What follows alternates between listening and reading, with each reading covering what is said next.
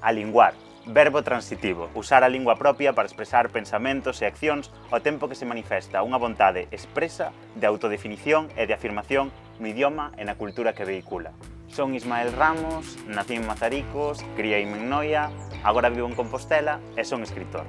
Eu alingo prácticamente todo, eu alingo dende que me ergo ata que me deito, e ás veces supoño incluso que alingo en soños. Unha destas cousas máxicas que ten a linguar. Ten unha parte racional, pero despois ten unha parte moi importante, digamos, sentimental, e esa non se pode controlar. Que me gusta que me alinguen. A ver, a mí me gusta que me alinguen case todo.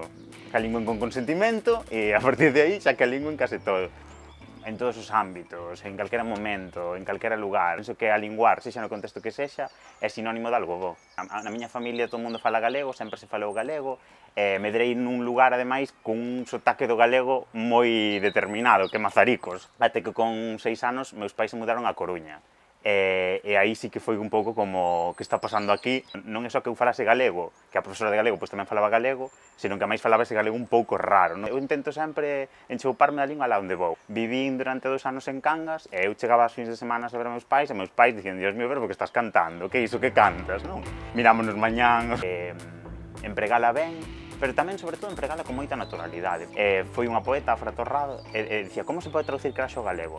E eu, no momento, dixen, a mí o que máis se me parece é esnafrarse. E dixen, un esnafre, non? E dende entón, pois, hai algúns colegas que usan a palabra esnafre. Entón, a mí iso, eu penso que aí é cando unha destas realmente a lingua, cando se atreve a empregala, mesmo cando non sabe como se usa.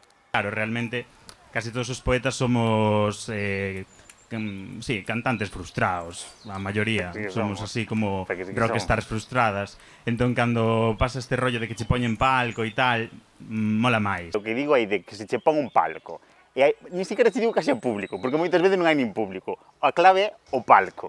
A ti poñenche o palco e ti veste arribísima. E xa se hai micro, dache igual... Bueno, por favor, é que os poetas eu creo que somos os únicos escritores que sabemos facer proba de son, entendes? Probando, 1, 2, 3, que parecemos a Panorama. Eu suscribo 100%, que dixen aí. Non todos os escritores non, os poetas. Os poetas somos rockstars frustradas. Por suposto que sei quen é esta persona. Esta persona é a que me está jodendo a mí o Hascat en Instagram, entendes? Hascat de Ismael Ramos, esa non me 80 vídeos esta persona. Isto é denunciable, casi. A mí gustaba moitísimo como alinguan os meus avós, porque saen vivindo en Mazaricos, e se entende un pouco ese sotaque, etc. E despois gustaba moito como a lingua moita xente nova que coñezo de outros lugares. E que de repente digo, esta palabra, eu teño que empregar esta palabra, porque eu non sabía que se pode dicir isto desta maneira, non?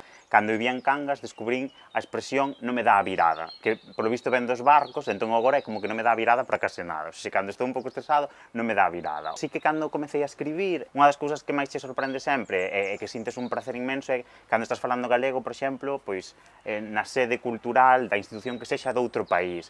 Estalo facendo en galego, chegaches igual de lonxe que alguén que está escribindo nunha lingua ou falando nunha lingua que pode ter máis, menos falantes que a túa, máis, menos prestixio social que a túa, non? Pero estás aí, estás en pé de igualdade. Eu penso que esa é das experiencias máis gratas que me trouxe a min escribir e falar en galego. Entón, para min, a relación coa lingua é de amor, é unha relación de amor.